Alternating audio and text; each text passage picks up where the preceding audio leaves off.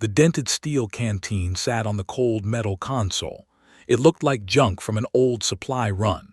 Inside its core, 53 years of silence sat inside a single chip, 53 years of waiting. Fleet Marshal Thorne Vance touched the gray metal band on his wrist. 6 admirals mocked our scrap fleet in the Grand Hall, but the horizon was about to answer. Vance opened his leather log on the empty desk. His fingers were stiff from decades in deep space. He picked up his pen and made the next entry in the book. His hand hovered over the paper as the timer hit 0. If you want to follow the fleet into the next sector, stay on this channel. The log is still open. 53 years earlier, Vance's leather boots stepped onto the polished floor of the Obsidian Forum. The central chamber was carved from a dead star, a cold remnant of a sun. The seats spiraled down into the dark. The high walls of fused carbon swallowed every echo. Representatives from thousands of species sat in rows, waiting for the land draft. Humanity had held a seat in the Alliance for over 5 decades. In all that time, human leaders had rarely spoken. On the central display screen, the public registry listed Earth's entire border force. It showed exactly 4 small freighters with basic paint and simple point defense guns. Admiral Korethzek stood up in the center ring. He was over 2 meters tall, a giant among his kind. His 4 compound eyes glinted under the high lights. He looked at the human request for the Sareth corridor. His heavy mandibles clicked together with a wet sound. 4 freighters, Korethzek said, his voice scraping like gravel in a metal drum. The Alliance gives star sectors to real empires, not to scavengers. This scrap fleet does not deserve a single moon. The other 5 Alliance leaders stood up to join him. A high, glass-breaking laugh came from the Kethvari delegate. The Sorvani leader snorted loud. The entire Threnari group began to beat their heavy chests in a steady rhythm. The massive stone chamber shook with their shared mockery. Vance sat in the high gallery and did not move. He did not look at the laughing warlords. Instead, he pulled out his leather log and turned to a fresh page. He clicked his steel torque bracelet once against the iron railing. The sharp metal sound was lost under the noise of the crowd. Beside him, an old alien record-keeper named Valen Os watched the human officer. Her purple feathers flattened flat against her neck. She had recorded the business of the hall for thousands of years. She had seen many species lose their lands. She had never seen a soldier sit so still during an insult. The final vote flashed across the overhead board. The numbers showed a total defeat for Earth. The Alliance authorized the coalition to take the entire corridor by force. Vance closed his book with a soft thud. He did not ask to speak. He stood up, adjusted his coat, and walked out of the hall. Weeks later, the coalition moved. Admiral Korethzek led a massive armada of heavy warships into the open lanes of the Sareth corridor. They did not send scout ships ahead. They did not build a defensive screen. They left their communication lines wide open, broadcasting their laughter across the subspace web. Inside Relay Station Kilo 7, Lieutenant Myra Saul sat at her console. The room smelled of hot metal and burnt ozone, the smell of long shifts. She wore a pressed violet in her jacket pocket, a gift from her home garden. She did not look up when the loud alien signals filled her screen. Her fingers moved fast over the keys. "Signal received," Lieutenant Saul said into her headset. She did not sound angry. She routed the raw audio data through a patch cable. The file slid directly into the crystal memory core inside Vance's dented canteen. The metal container sat feet away, catching the dim green light of the primary display. Out in the dark sector, Petty Officer Joran Kale cleaned his standard rifle. A jazz song played through his cracked earpiece. He sat on a metal crate inside a human freighter. He did not look at the radar screen, even though the enemy battleships were closing the distance. "Still clean," he whispered to himself. Korethzek's flagship flew past the outer red star. His display screen showed the 4 human freighters sitting in a loose line. They looked tiny against the black sky. The alien leader tapped his claw against his command chair. "The scavengers did not even bring shields," he said.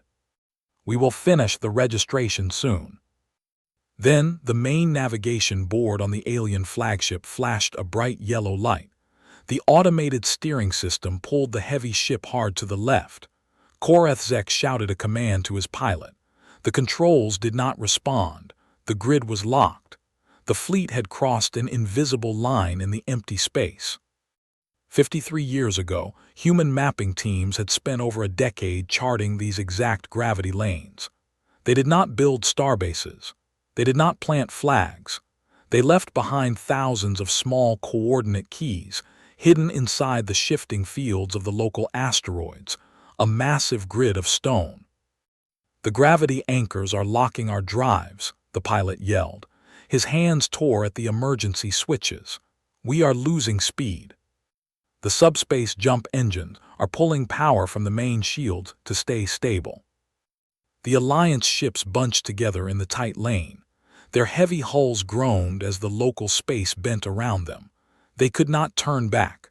The corridor had become a narrow pipe, and they had marched straight into the middle of it. On the human command ship, Vance looked at the tactical map. The alien fleet was trapped inside the coordinate grid. He picked up the dented canteen from his desk. He slowly unscrewed the metal cap. The container was dry inside, but the crystal core was fully active. A young alien tech on the flagship screen turned to Korethzek. Her lower arms were shaking. "Sir, the 4 human freighters just changed their output. They are not cargo ships. Their power signatures match heavy broad-spectrum command nodes. They are talking to the belt, the rock field behind us." "What belt?" Korethzek roared. His mandibles muttered fast. He looked out the main viewing port. The distant rocks of the hollow belt were glowing with thousands of tiny blue lights. The rocks began to move. For 53 years, human construction crews had built warships inside the deep hollows of the stone field.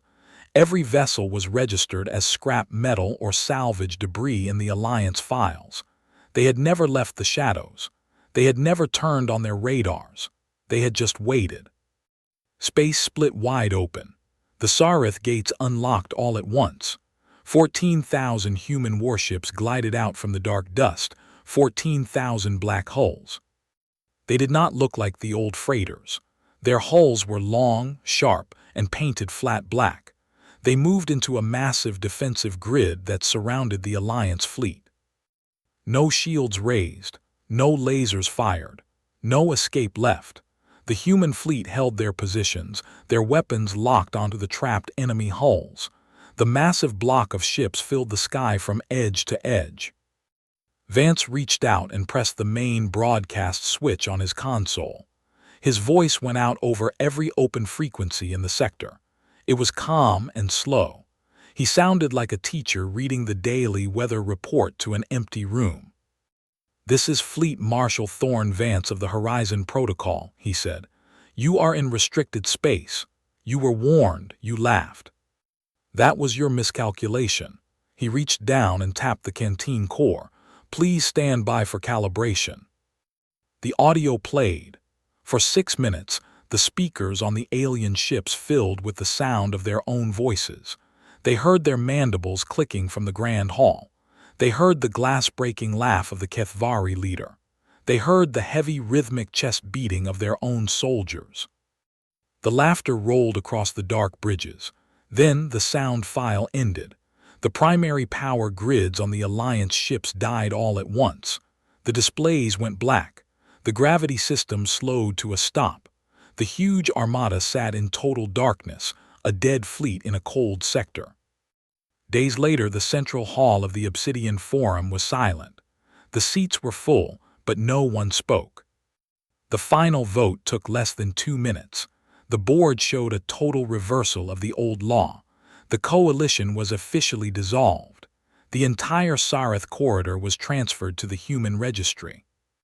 Admiral Korethzek did not attend the meeting.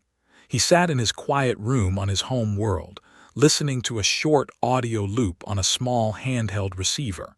His mandibles did not move. He just listened to the echo of his own voice laughing in the old hall.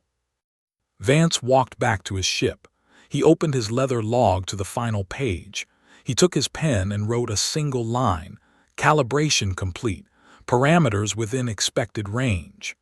He closed the book and slid it into the heavy steel vault on the wall. Valen Os found him near the hangar bay. Her purple feathers were still flat against her skin. "You drew the maps 53 years ago," she said. Her 6 arms were folded across her chest. "You knew they would take the path." Vance adjusted his gray metal wristband. "We planned for a choice," he said. "They gave us a guarantee." The steel canteen was empty now. The recorded sound had played its part. It sat in the dark vault, a heavy box of iron. The silence that followed across the sector was different now. It was the quiet of a group that had finally finished its work. Outside the thick glass port, the black sky stretched out forever. The 4 small freighters moved away from the station in a straight line. The dim gray light of a distant sun caught the cold metal band on Vance's wrist as his hand dropped away from the controls. The long watch was over.